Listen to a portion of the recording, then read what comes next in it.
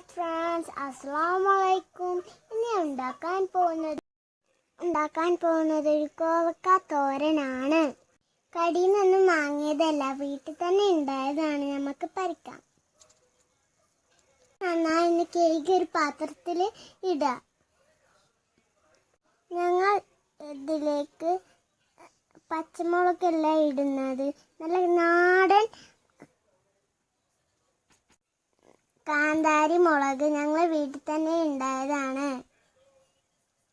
അപ്പം ഞങ്ങളുടെ കോവക്ക തോരനേക്ക് ഇടാൻ കുറച്ചൊക്കെ കിട്ടിയിട്ടുണ്ട്.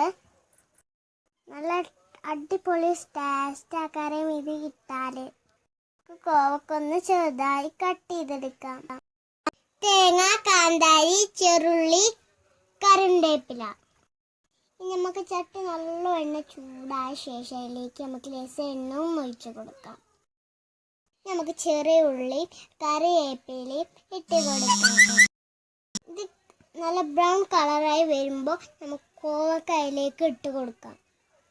എന്ന് ഇളക്കി കൊടുക്കാം. ഇതിലേക്ക് വെള്ളം ഉപയോഗിക്കാം. വെള്ളം ഒഴിച്ചാൽ നമുക്ക് നല്ലതുപോലെ തോരൻ കിട്ടില്ല.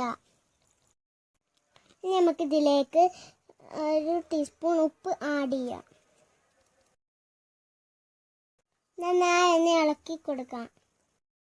നല്ല വെന്ത് വരണമെങ്കിൽ ഇത് മൂടി വെക്കാം. ഞാനിതിവിടെ മൂടി വെച്ചിട്ടുണ്ട്. വെന്ത് വരുന്ന വരെ നമുക്ക് തേങ്ങ ഒന്ന് മിക്സിയിലിട്ട് കറക്കിയെടുക്കാം. തേങ്ങ നല്ല വേണം അരക്കരുത്, കുറച്ചൊന്നരച്ചാൽ മതി. മൂടി തുറന്നിട്ട് അതിലേക്ക് തേങ്ങ ഇട്ട് കൊടുത്തിട്ടുണ്ട്. ഇത് തേങ്ങ ഇടുമ്പോൾ നന്നായി ഇളക്കി കൊടുക്കണം. കാന്താരി മുളകിൻ്റെ മണമൊക്കെ വരുന്നുണ്ട്. സബ്സ്ക്രൈബും ചെയ്യാതെ മറക്കല്ലേ കൂട്ടുകാരെ.